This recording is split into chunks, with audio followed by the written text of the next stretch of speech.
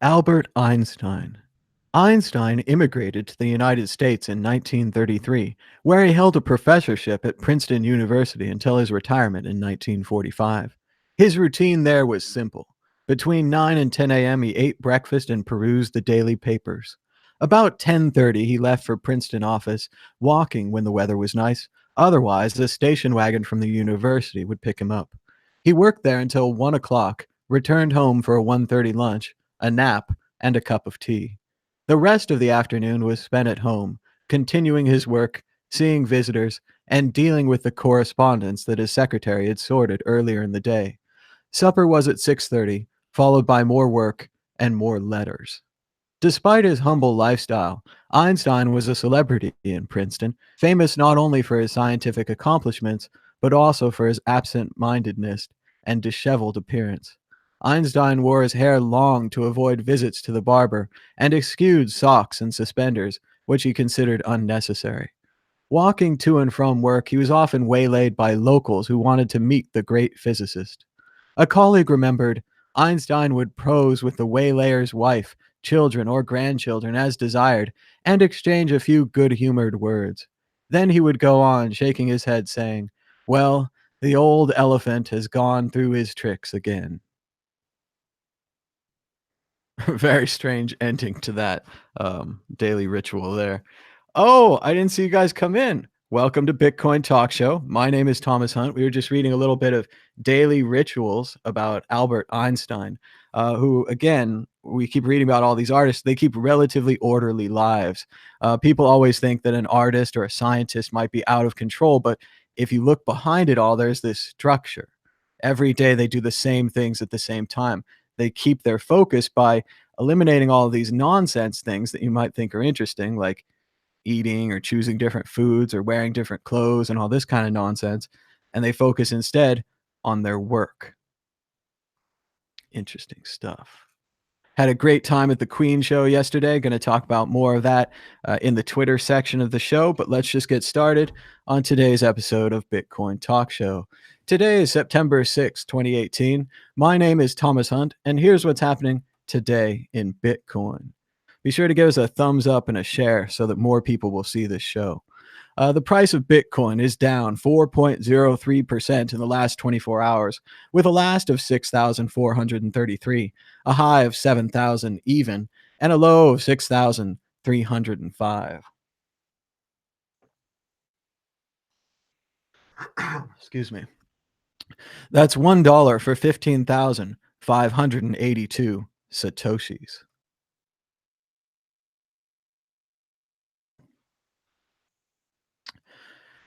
Something is happening in Bitcoin. So I went ahead and asked Twitter. I was like, "What's going on, Twitter? So much selling. What's up, Bitcoin?" And earlier we saw it drop 13.4% in a single day. So it has perhaps recovered a bit, or they changed the scale on Bitcoin average. But we did see a significant drop.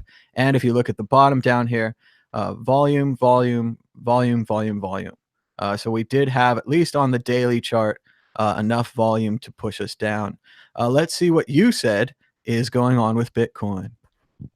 Charles says it's a bear market for the next 2 years at least.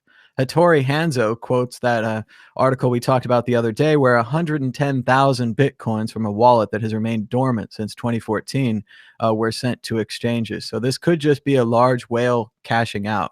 I remember originally people thought that that money moving was from the Silk Road, and Ross Ulbricht even tweeted it and said, "Oh, there might be another Dread Pirate Roberts," but they found out no, it's an old Mount Gox whale who's just cashing out. We'll see if the mainstream media agrees with Hattori Hanzo. They have another idea. Bitcoin Tina says you got to wash out all the weak hands. Hardcore or Hodl says that they're just bitches, noting that the altcoins are down 7 to 9% or even higher as well. Rod says that also means so much buying. Not so much. Bruce Weeks says so much for the Hodl, everybody. Way to go. And S. Flaherty was watching CMC and was shocked to see it go that far, that fast. What the fuck, indeed. Goldman Sachs, a lot of people are claiming that this is because Goldman Sachs is slowing or withdrawing their plans to build a Bitcoin trading desk. And he references that as well, saying, Sachs did a number on us here today, but it will be all right. I'm sticking to my guns no matter which direction this stuff goes. In it for life, buddy, even if we have to wait it out long term. Ramen tonight, though. Satoshi 100K says, Bitcoin angry. Peter knows everything. I mentioned it back in January, 5,000. Sorry for the pain. It's still not at 5,000. Hate to tell you. Bitcoin McHodler says central institutions and exchanges are gaslighting Bitcoin. Not long sustainable, though. The repeating pattern of price was kind of waning or warning. It's a warning. Let them chase their own fall. The market will only shake off smart traders and give newcomers some kind opportunity. Luke says this is a chart to remember. Bitcoin looks really flat when you zoom out that far. Capitalization. Yaddle Zap says, too much ambergris offerage from the whales, but who knows? Buy Bitcoin. Genuine USA says, even if some people need or are here only because of fiat, why should the purchase power of Bitcoin go opposed than up? It's just an excuse, one more terrorist act. I'm not sure about that. Somebody quoted me a Korn music video called Hold On. Pretty cool stuff. Chris Gilliard says it's a shakeout before the ETF approval. People have also went the other way on that. They've said that the ETF is not approved and that somebody inside knows. Remember, if you can't spot the mark at the table after an hour, the mark is you. Walk Mooner says, I think it's what you call the blatant coordinated dump with a resultant FUD rally. Textbook. It couldn't be more obvious if it tried. And finally, Ikri writes, capitulation doesn't happen on bull trends. This is not capitulation. It's a dump from God. Who knows who, and God knows why. And I did just tell you again the other day that in the Bitcoin market, you can't always count on technical analysis. Because the Bitcoin market is an emerging market, that means very thin on the order books. A whale like this Mt. Gox person or whoever it is can come in with their 100,000 Bitcoin, sell them all, make a bunch of money, and move the market downward. Some were even speculating that if you had 100,000 Bitcoin to sell, why not put a few hundred of them in a short? And when you sell, the market goes down and your short goes up, making you even more money. So once again, I love the charts. They show a great job of what happened in the past, but they're lousy about predicting the future. Did all of your charts lead to this? Show me the chart. Checking out the top 10 altcoins sorted by volume, weighted against the price of Bitcoin. Looks like some signs of recovery after yesterday's takedown. The altcoins did follow Bitcoin down, but as we're looking at this chart right now, they might, and maybe Bitcoin, might be going back up. Ethereum up 3.25%. Bitcoin Cash up 0.5 point. EOS up 3%. Litecoin even. Ethereum Classic up 1.25%. Ripple up 7.25%. Yow. Dash up 3%. Neo up 5.25%. Qtum up 5%. With Tron, Zcash, and Ontology left out of the top 10 for today. Checking out the top distributed applications, IDEX falls under 2,000 users. Fork Delta also heading for the floor of 1,000 users. Following that, we've got CryptoKitties, Ethereum, and Bancor, all with around 500 daily active users. Looks like around, I'd say about 4,500 daily active users for the top 5 distributed applications.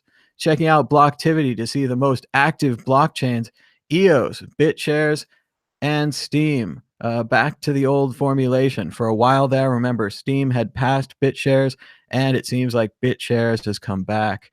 Bitch, still in 4th place, enjoying that stress test. To the moon with fake transactions. And we've got Ethereum and Bitcoin following them up.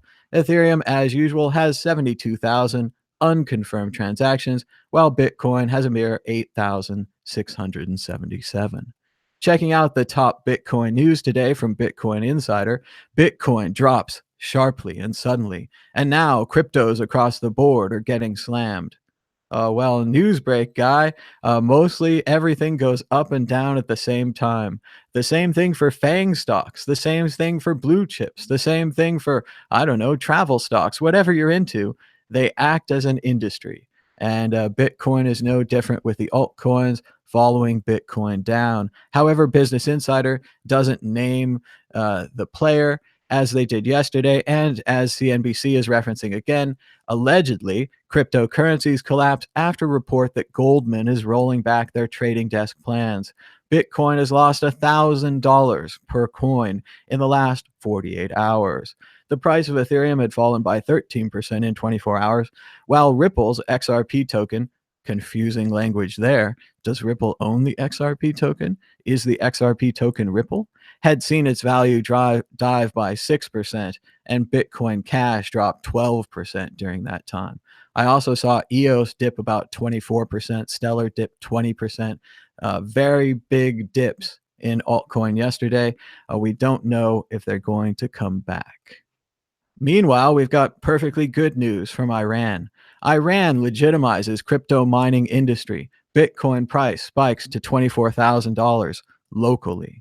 More good news from another country. The Iranian government's recognition of cryptocurrency mining as a legitimate industry propelled the Bitcoin price to hit record highs at a time when the country closes in on its own national cryptocurrency to evade sanctions. Interesting stuff. Sounds like Iran is continuing with their plans to make a cryptocurrency.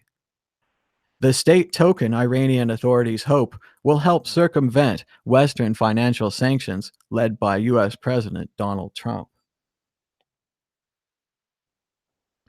The indigenous cryptocurrency is pegged to Iran's national currency, the rial, and is being developed on an open source blockchain tech offered by the Linux Foundation led Hyperledger Fabric. Wow, that's a lot of buzzwords.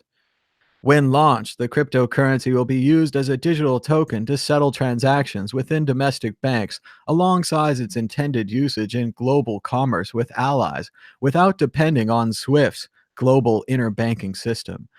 So, once again, we are seeing countries starting to challenge the other countries on their currency.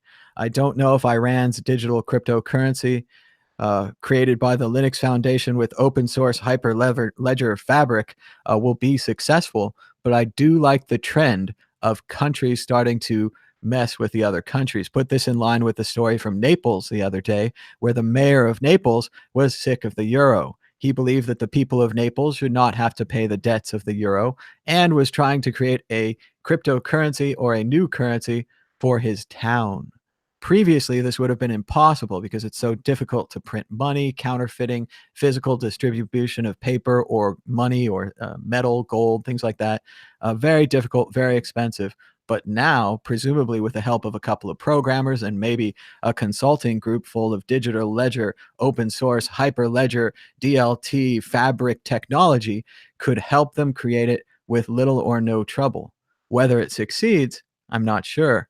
I think all of these local and smaller currencies will continue to go up, then to go down when everyone goes back to Bitcoin and realizes that everything works better if we share the same ledger. I saw some nonsense yesterday with the CEO of Ripple claiming that it's not all going to be one ledger. But I ask of him, aren't we using the same internet? I saw a presentation years ago about the possibility of Internet 2 or Internet 3 or an internet where all of your information would be encrypted, an internet that would focus on your anonymity. But I've never used them because there's only one internet. Internet. Why wouldn't there be only one Bitcoin? I mean, I sure there'll be other things, but at the backbone, at the core of this currency system, there is Bitcoin. The fact that Satoshi Nakamoto created this either by himself or with a team, then perfectly disappeared, has put Bitcoin in an incredible position that none of the other coins, tokens, country currencies, whatever these things are going to be called next, DLT technologies with a BLT drive, they simply can't top it. They're going to keep trying, and that's at our current level of development.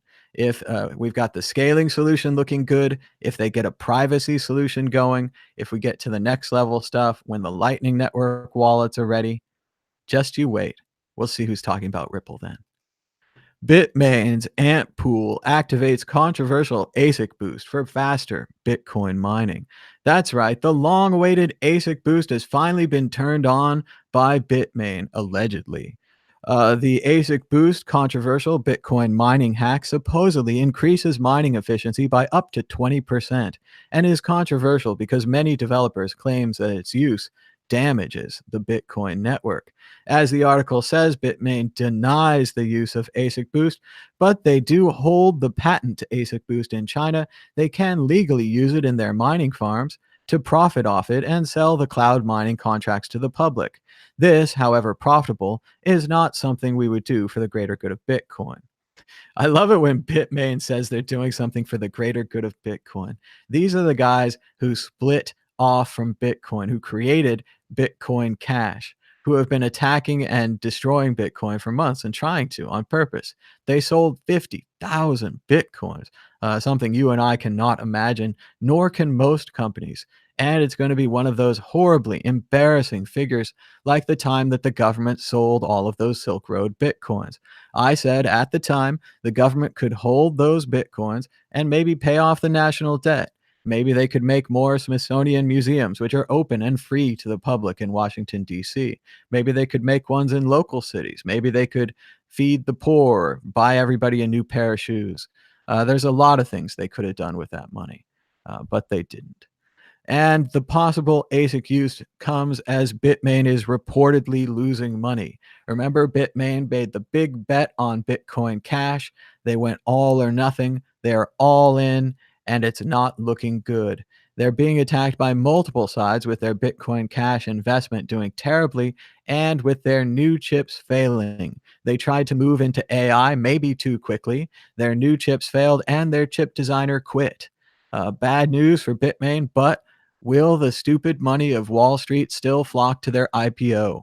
They were once the largest miner in Bitcoin. They were practically the only game in town. At one point, they refused to sell you any Bitcoin miners unless you paid in Bitcoin Cash.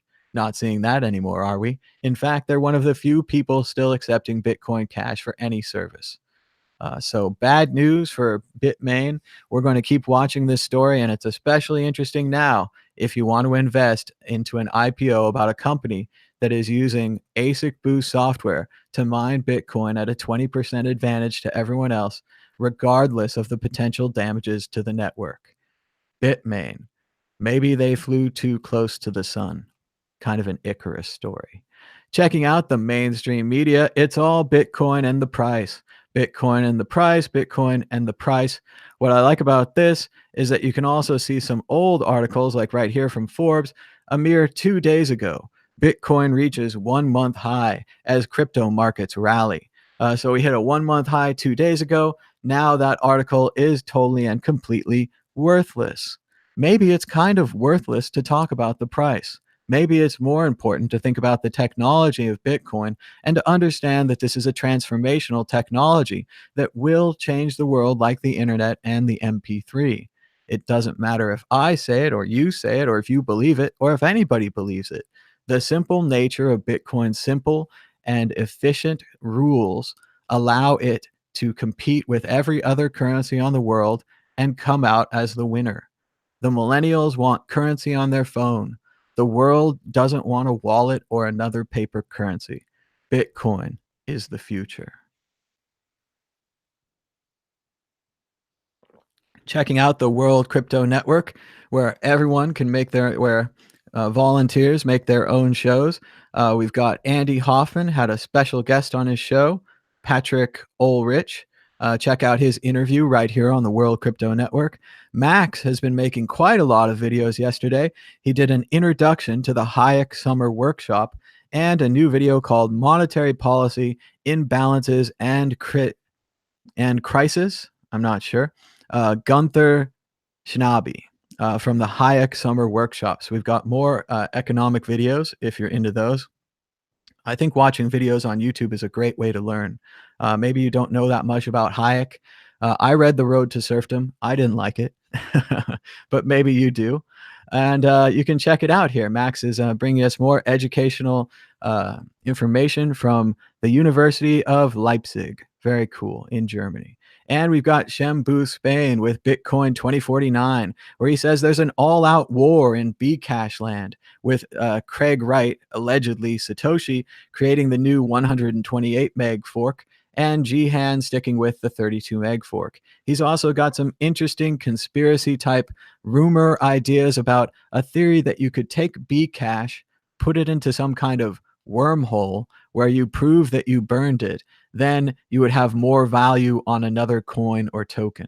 I don't really understand it. I'm not sure it's 100% true, but sometimes there's a rumor that's worth talking about. And if they're going to talk about rumors, they're going to talk about it on Bitcoin 2049, where they're looking into the future. So good stuff from the World Crypto Network. A lot of good shows here today. Just a single day. Be sure to subscribe down below or subscribe to the audio podcast on iTunes, where you can just listen to these shows in the background all day long. And now everyone's favorite part of the show, yesterday's comments. Yesterday's comments. Stu H writes, I finally subscribed, Thomas. Listened for a long time. Called never. It's like 4 a.m. when you're live, and I listen on my phone under my pillow so not to wake the cook. Hit me up if you ever venture south to Australia. Really south. He really likes the format that we've gravitated to. Keep up the good work. Not many like you, if any. And that, of course, reminds me of Hunter S. Thompson's great quote from Fear and Loathing in Las Vegas, where he says about his attorney, Dr. Gonzo, that he was some kind of freak, never intended for mass production. But still, what a unique character Dr. Gonzo was. And everyone that met him, how their life was changed and added to, and the things he believed in. Of course, Dr. Gonzo, based on Hunter's real life attorney and friend, Oscar. I want to say Oscar Gonzalez, but I might be wrong. Usually I think of him as Dr. Gonzo. But I've read a lot about him and Thompson and all the things. He was an attorney. He fought for the rights of Mexican people in Los Angeles, and he was eventually disbarred. He was a bit of a character. One of the best scenes with Dr. Gonzo, if you really want to go back, is in the Bill Murray movie, Where the Buffalo Roam. Not quite I think it's Peter O'Toole. No, I forget who it is, but his name is Peter. Peter Boyle is, I'd have to guess. Peter Boyle plays Dr. Gonzo, and there's a lot of court scenes in that one. And I think you could get the idea of what it was really like to have Oscar as your attorney in court. Very interesting stuff. You guys should check out Hunter S. Thompson if you haven't read him already. Dogtown Innovative LLC writes and includes a timestamp. Thank you. And remember, you can always include a timestamp in your comments just by putting 1:28:05. We're skipping right to the hour-and-a-half mark here. He says, don't support the VCs that are capitalizing on 40 years of grassroots efforts to legalize cannabis. They have priced out the very people who made it all possible. Never buy pot stocks, never buy pot stocks, and buy only smoke from co-op growers. Boycott corporate cannabis. And it's interesting here because people had talked for years about the idea that Philip Morris would begin producing, joints in a pack. They would begin selling cannabis directly, and they would wipe out all the individual growers who had basically kept the whole movement alive all these years. It looks like it might be happening with the creation of these pot stocks, as well as with the creation of the several add-on products to marijuana, such as the pens and the oils and the shatter and so on and so forth. So the market is developing. We're going to have to see how it goes. I did get to visit Colorado not too long ago, my first time since they legalized. And the Uber driver on the way and said, there, you smell that? That warehouse over there next to the freeway, giant building, incredibly big. He's like, yeah, they're growing again. And it seemed like in a lot of ways they were overproducing. Yes, it's Oscar Zeta Acosta. Okay, so I had his name wrong, but thank you guys for looking that up. Oscar Zeta Acosta was Hunter S. Thompson's lawyer. He was a real person. It's a bit of a caricature of him in the movie. He's not quite Dr. Gonzo. I don't want to say that, but he's an interesting fellow, Oscar. Very cool stuff. And well, I just have to see how it goes on this corporate cannabis issue. But thank you for your comment.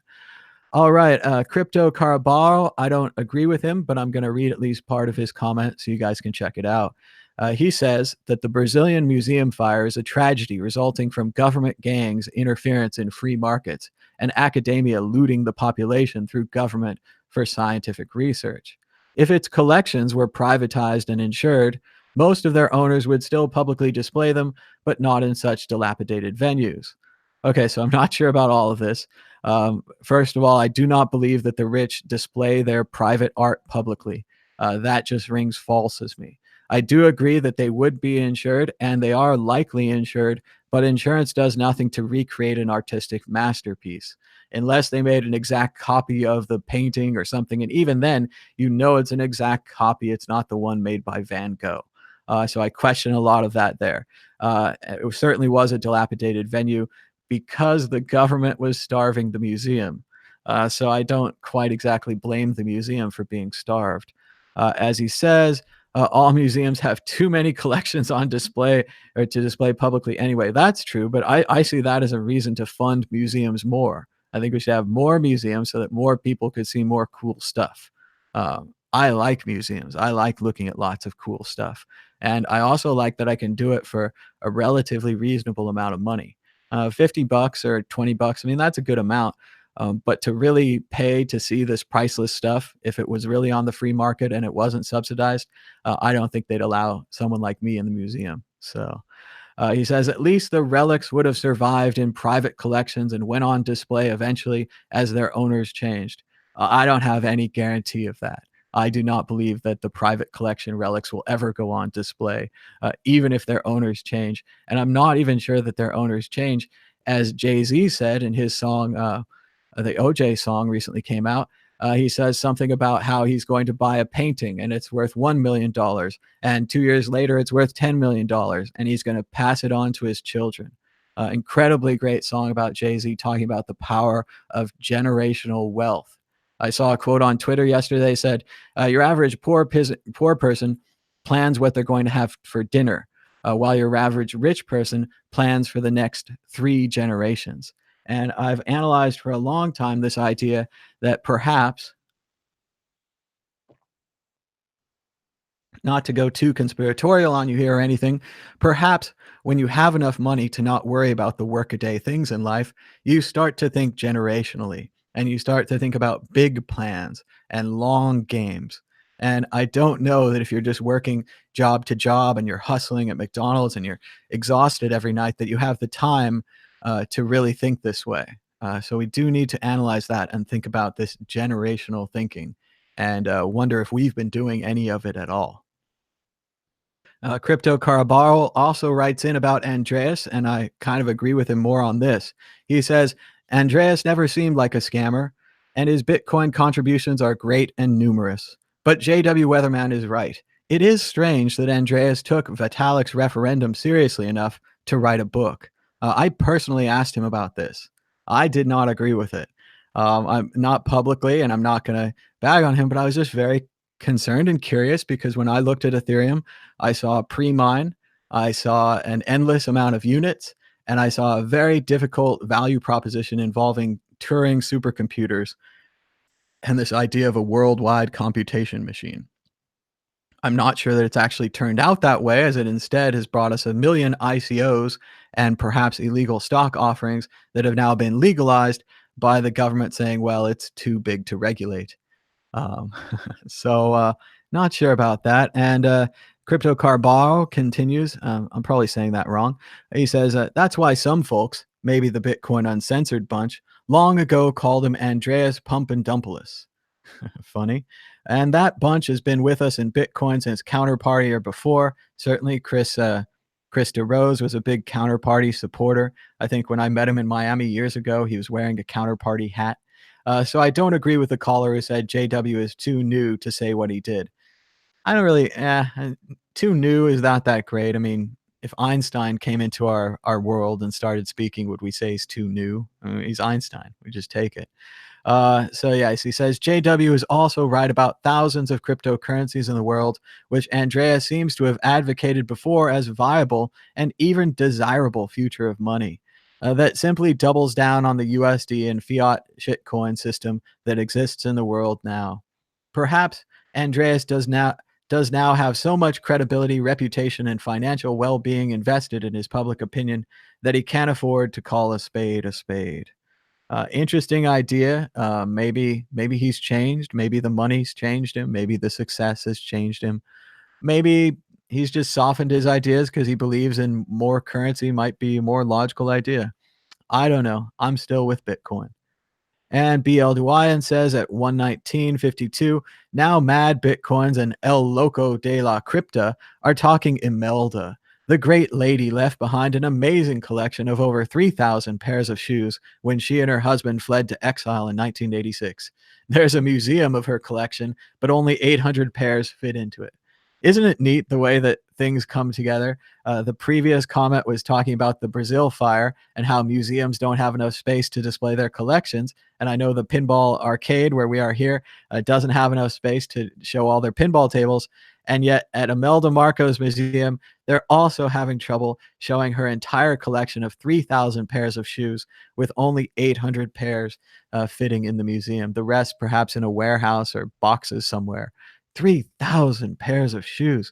I wonder how Imelda herself must have maintained and sorted this collection. The closet size alone, amazing. I have for a normal person, I feel I have a decent amount of shoes. Most of them inexpensive sneakers purchased at Ross, Dress for Less.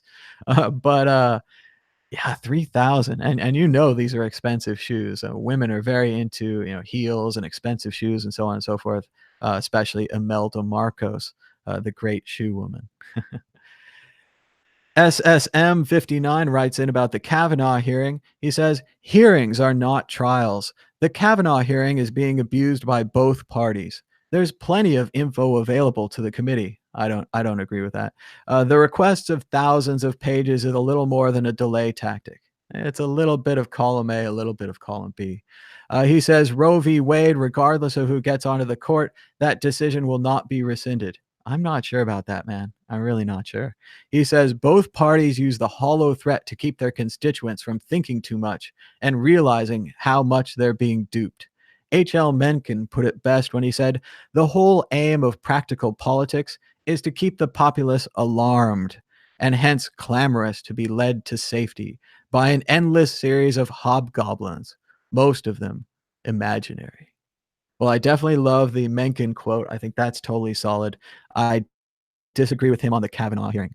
Just today, I watched a little bit of it this morning, and they were talking about this new email which has been leaked. In the email, Kavanaugh rejects to the language being used in a document they're working on that says Roe v. Wade is settled law. He says that several law scholars say that it's not.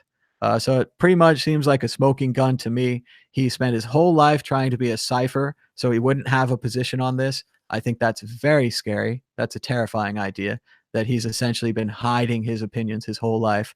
And apparently he didn't do a good job of it because he clearly stated his opinions in this email, which again shows that he has a pre-decided on this issue and disqualifies him from the court, in my opinion. We'll see what happens nationally. Jim D says it's easily to write these things off as nonsense when you're not affected by the consequences either way. And I do agree. As a man, I don't have any need for a personal abortion, but I could see how, as a woman, they might. And as well as, do we really want to go back to a system of back alley abortions and women dying because they don't want to have a child? You have to think about it from both perspectives. SKK says he's really curious what my Lego spaceships looked like. It was a fun time back in the day. When I was a kid, they only had, first they had the big bins of Lego where you just got pieces. Then they had the beginnings of the space sets. So we did have a couple of space sets mixed in with our normal random brick collection. They had wings and cockpits and little things that looked like guns that you could attach to the front, or lasers and that kind of thing. Oh, it was pretty fun. Then the pirate set started coming out, and then I drifted away from Lego. I did get an interesting chance while at Purse to see the incredible new Lego sets, because a lot of people would buy discount Lego sets through Purse, perhaps for resale or for even holding. A lot of people say Lego does better than the US dollar. if you just hold it in the box and sell it later. But I was impressed to see the sets they had these days. They have a Ghostbusters set with the Ghostbusters house. You can build the Ghostbusters car. I think some kid was saving up. Somebody told me saving up his bitcoins to get the Avengers set, and it's that giant flying helicarrier that Shield has. That's a big set. The Millennium Falcon is a big set. I think there's a Star Destroyer. These are thousands of pieces. I'm very fortunate. The Lego architecture set only had 500 pieces. I completed it in a few hours. It wasn't that bad. It looked bad at first. When I spread out all those pieces on the desk and I started looking at the bizarre shapes and sizes that Lego pieces come in now, I was like, whoa, this might be too much. But I focused in on the instructions, only made a few mistakes, and got it done. It was very cool. And finally, last column comment of the day from Alan. He says, JW Weatherman says that Andreas has checked all of his boxes for functional scammer and then has the audacity to complain he's been blocked by him. It is a little tough to complain about the blocking if you are challenging someone's views in any way. A lot of people don't like to discuss or debate things. They don't like back talk, especially when you reach a certain level. It's kind of just annoyance because I can't argue with everybody. And I'm sure for Andreas, it's 1,000 times worse. I'm sure he has 1,000 times more people trying to argue with him. And at a certain point, he just gets tired of it. I don't know his inside his head, what he's thinking. I'm just estimating and trying to think the best of him. As he says here, as far as I'm aware, Andreas has been an advocate for competition and innovation, which most people would admit a few altcoins have provided. I'm not so sure about that. Give it time. Ethereum's below $300, right? Yeah. And again, we've been pretty critical of Ethereum for years, but as it pumped and now it dumps, a lot of people may have become millionaires if they sold. That's the real painful part. Did my friends who had Ethereum sell, or did they go up, and did they go down? As he says in the second paragraph, in my opinion, it's inevitable. We only have to go through the altcoin ICO boom and bust to prove yet again that Bitcoin is anti-fragile. I suspect the price of Bitcoin will only rise substantially when the battle of these coins has been won and 99% of altcoins have been wrecked. Let's fight the battles and win the war. And I've certainly seen this sentiment a lot on Bitcoin, on Twitter, so on and so forth. I'm not entirely sure that the altcoins aren't coming back. I was with you guys a couple of times before when the altcoins went down. I thought when Ethereum went to 8 that it was about done. And also I thought under 10 was kind of a fair price for gas to run a smart contract. I've always thought that it was a big problem to have your smart contract price changing all the time. It never made any sense. I thought Ethereum could just sell gas from their website for $10 a gas, something like that. You run the contract and you're done. The problem is they wouldn't have made millions and millions and billions of dollars if they just sold the thing that you needed to have the product. I'm going to get to it later in the Twitter section, but people don't buy Chuck E. Cheese tokens waiting to come back and play more games. You buy as many tokens as you think you'll need, then you play them all and you leave. People don't really hold and hoard smart contracts tokens. So there might have been too much hype around that whole thing. But now let's get into the Twitter portion of the show as we check what happened yesterday on Twitter. I had that joke about Chapstick Cash, and Andreas says that he's very disappointed that Shapeshift.io is implementing KYC. It just goes to show that any centralized entry will be pushed in that direction, which is why Lightning Network, atomic swaps, and decentralized exchanges are the only way to resist surveillance economics. So there you go. Seems like a good tweet from Andreas. I'm glad I can still see his tweets so I can retweet them. I don't know. JW's missing out, I think. Whale Panda shows a picture of CNBC tweeting their Bitcoin trades. Pretty great stuff. You can see the cat thinking about it. He's doing some math, some measurements, needs a cosine, and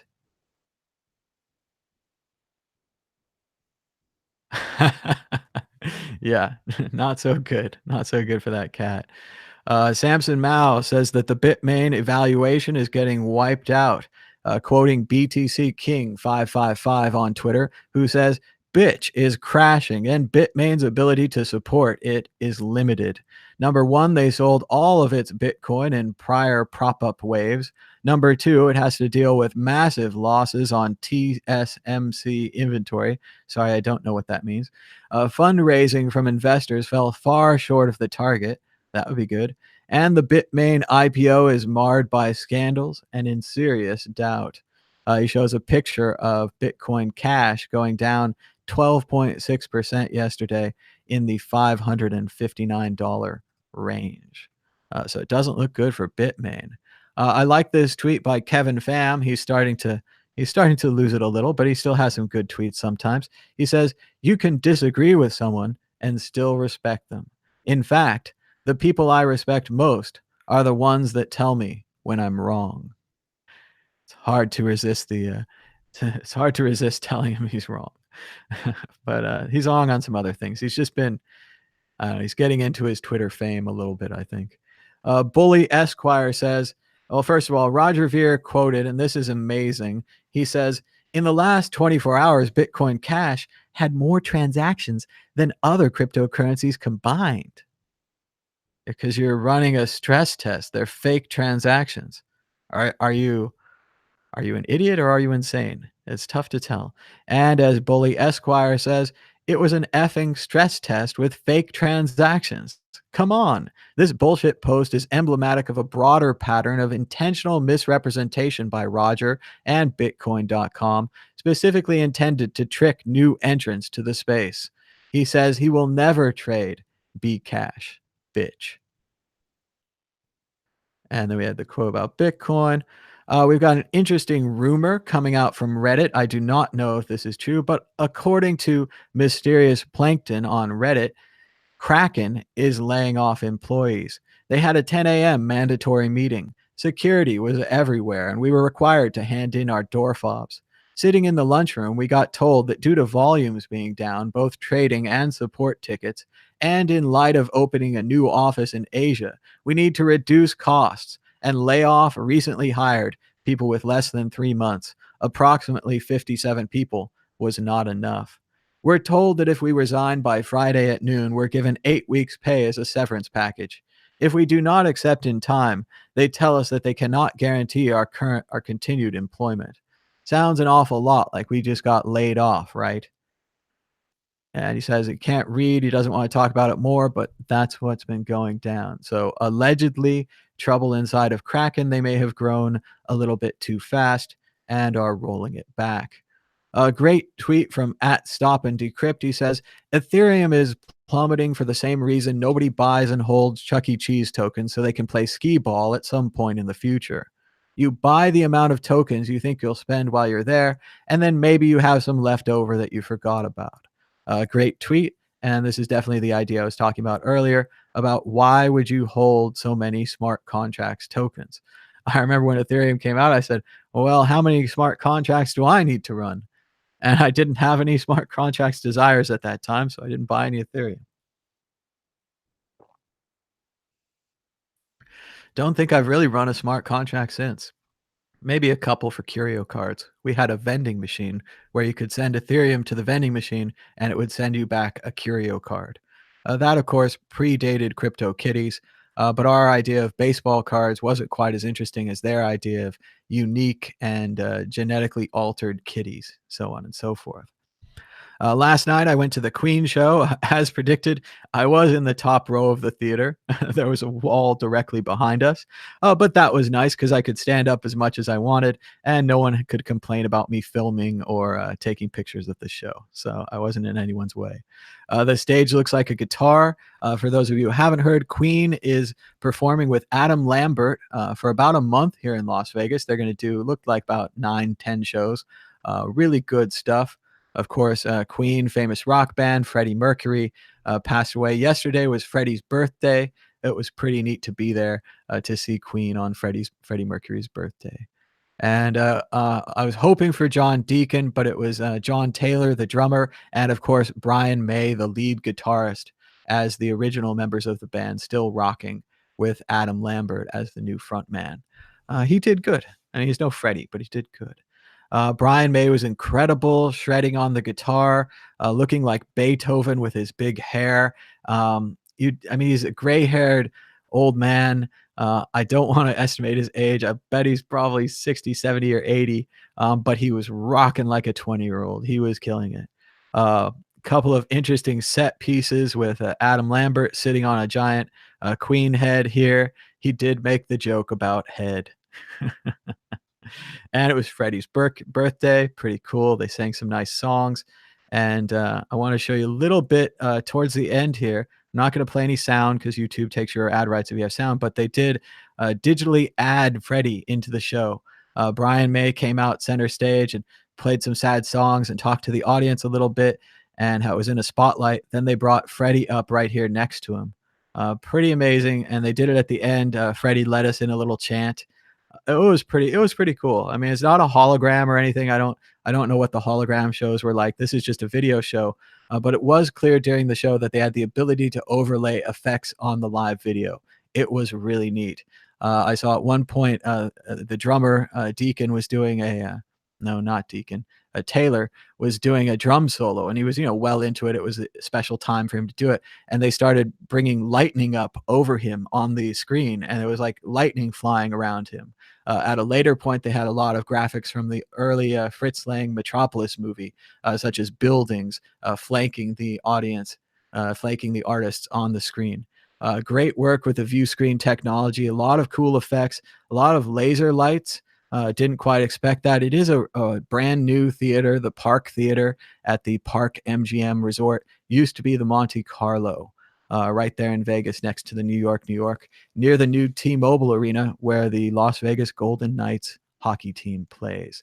Very cool. Somebody is mentioning Aerosmith in the crowd, in the chat. Funny story, I saw a billboard last night. Aerosmith is coming to Las Vegas. Kind of want to see that too. I hope I'm going to be in town. I hope the tickets aren't too expensive. I tried to see them years ago, but then Steven Tyler went back into rehab, and they canceled all their shows for that tour. So that would be cool too. It'd be great to see Aerosmith.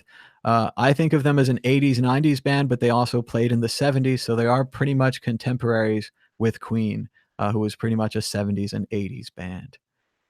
Jihan Wu says SBI threatened to attack Bitch with their hashing power to help CSW control Bitch.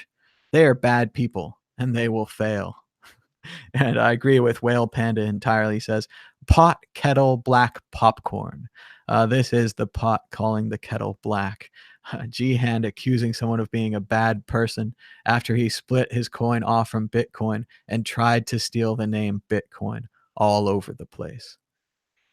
I enjoyed this video from Cynthia Nixon, a gubernatorial candidate in New York. You guys probably won't, but she says that we should tax the rich and fix the subway. The subway in New York City is apparently crumbling and incredibly bad. A lot of the money intended for the subway has been siphoned off to other projects.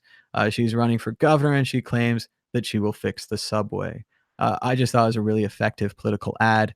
Again, you can have your own debate about taxing the rich and so on and so forth, but it does seem that the subway is a vital infrastructure for New York City, and that's been largely ignored. I think we talked enough about the Kavanaugh documents today. If we went into politics, certainly I'd talk about the anonymous New York Times editorial, but I'm not really going to do that. You guys can watch it on video if you want. Niraj has, Niraj, he has an interesting polling from YouGov. Of those who have heard of Bitcoin, 87% have had no interaction with it, meaning they haven't bought, sold, or mined it. So it really is a good idea to give out dollars to new people. If you let people try out Bitcoin by getting a wallet on their phone, even Coinbase or Green Address or Great Wallets, you can send them $1. They can try out Bitcoin. And again, you need their mind to start working because, like it says here, 87% have had no interaction with Bitcoin. I don't expect that they'll mine it. It would be something if they started by buying it, or it would be something if they started by selling it first.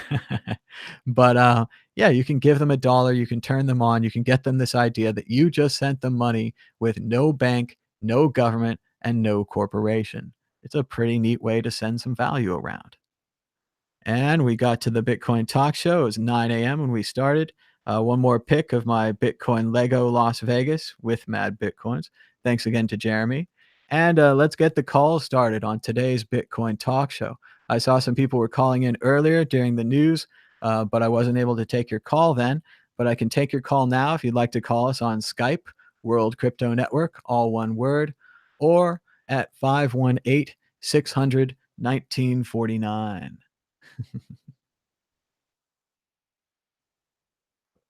People are mad about taxing the rich, but what are you going to do? How are you going to fix the subway?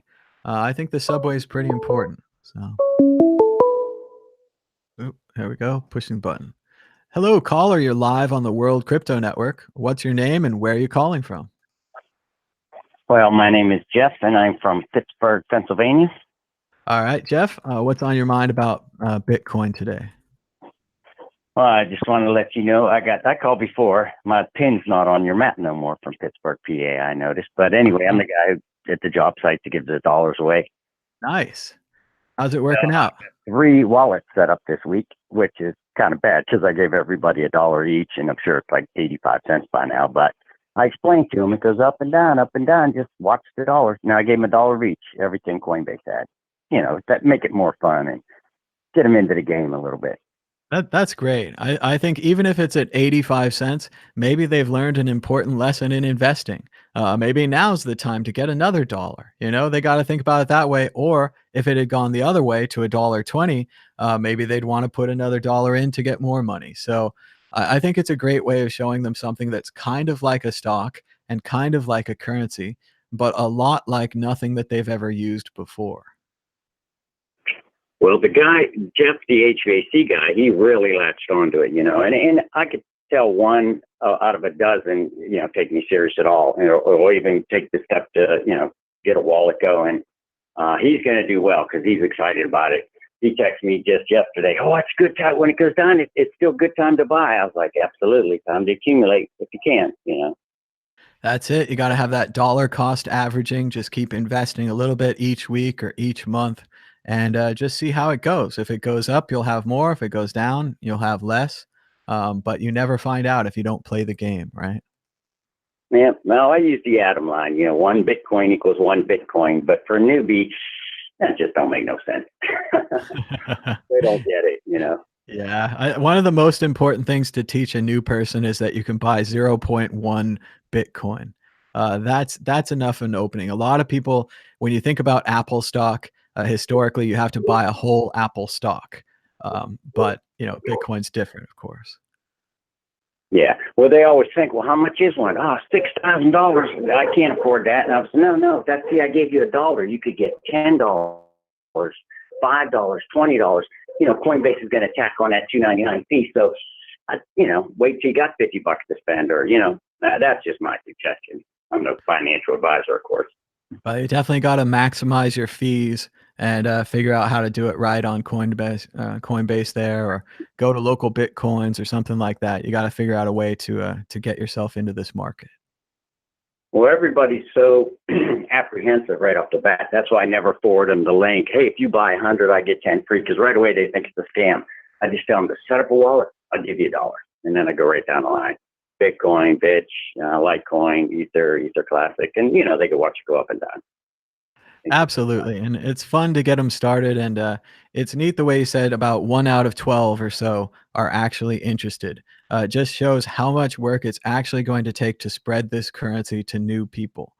We all have to get used to that idea that you tell 12 people, and I think, Bitcoin's the most exciting news ever. I was thrilled when I got in. I'm still pretty happy.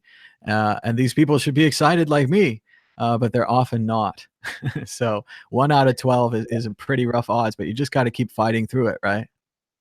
I'm plugging away, buddy. I'm doing all I can here. Well, thanks so much, Jeff, for contributing to Bitcoin, and thanks for giving us a call. I put my Pittsburgh pin back on the map now. There it is, Jeff in Pittsburgh. The country's getting pretty well filled in here, huh? I'm pretty impressed with the amount of calls we're getting here in the United States. A lot of different states represented now on the map. Well, you're doing a good job.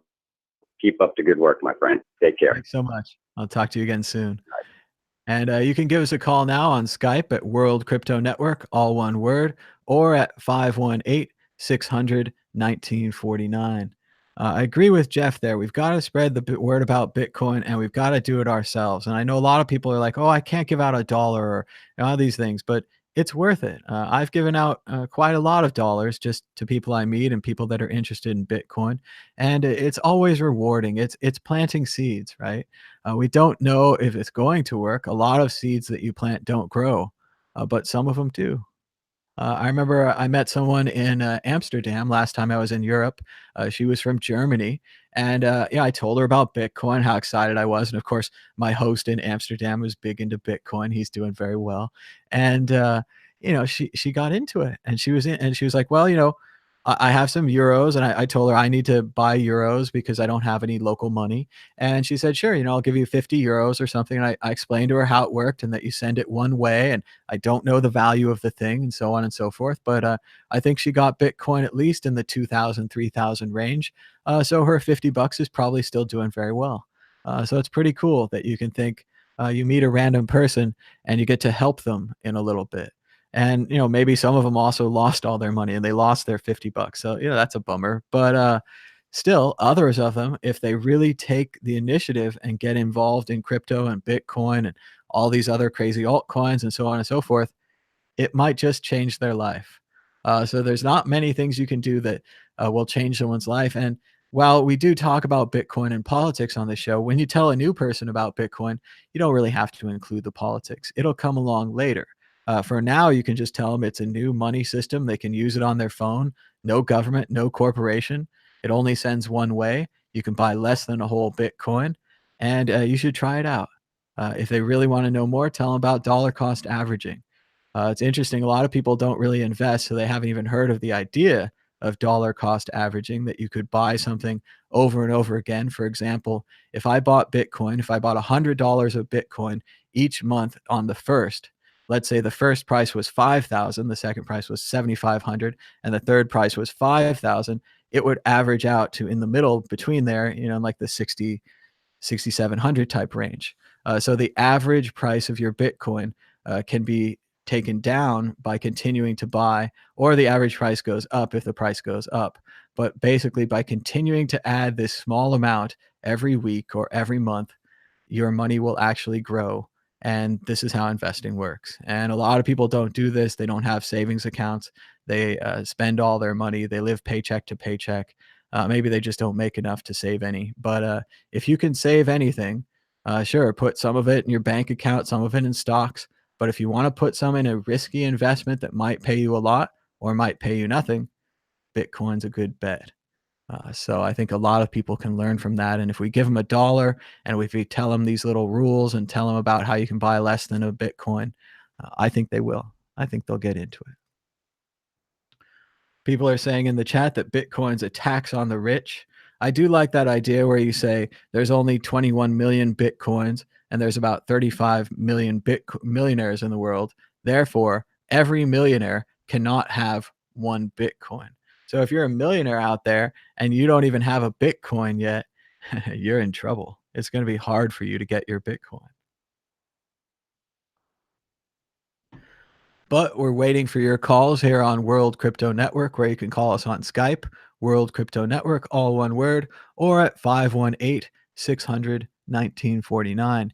Be sure to give us a thumbs up and a share. This really helps tell new people about the show. We might just keep the show going till 10 o'clock if there's not a lot of callers today. Today's Thursday, usually a good day for a Bitcoin show.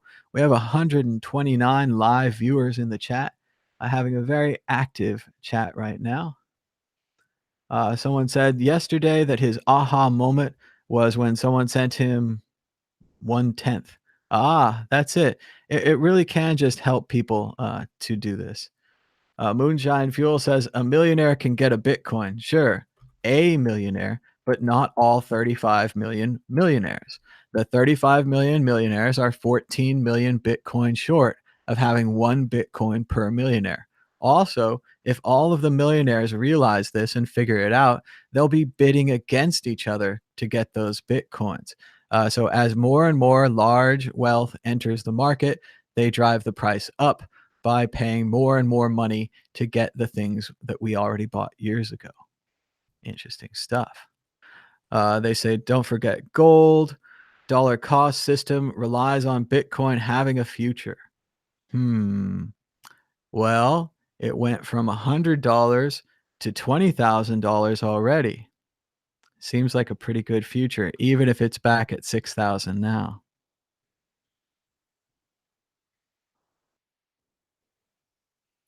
But we'll try to keep the show going for a little bit longer to see if people want to call in. Otherwise, we're going to be running out of time in about 8 minutes. Booger's guy says he just range trades Bitcoin. Nice. Zach hasn't looked at a GBTC chart since December. It hurts to check. True that. Uh, they say you should tell people that Bitcoin is a tax on the rich. I'm not sure. Pharaoh says prophesize the Bitcoin gospel. Good stuff. The next wave of selling is coming soon. We need laws on a chain and smart contracts as a government. Lol. And we're checking out the chat. Well, I still think we should fix the subway. Aerosmith, eat the rich. That's a good one.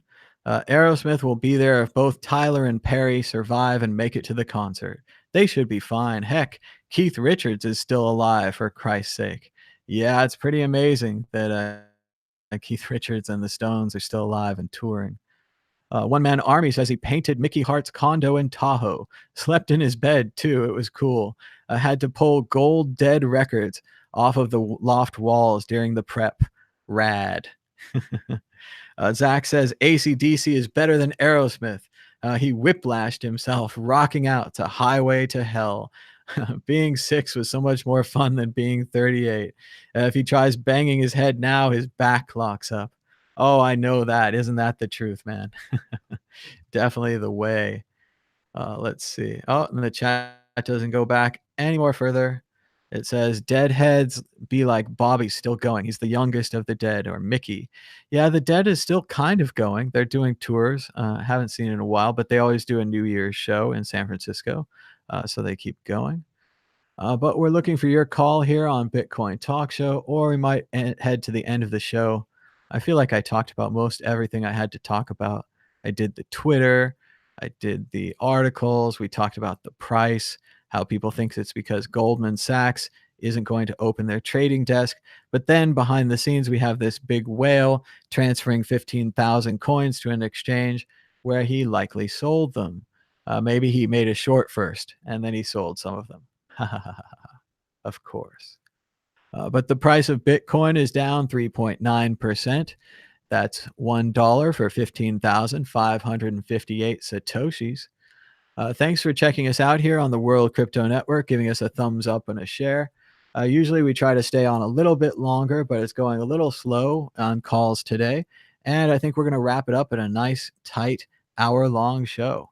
So thanks so much for watching. Be sure to give us a thumbs up and a share. You can call in tomorrow. We'll take more calls.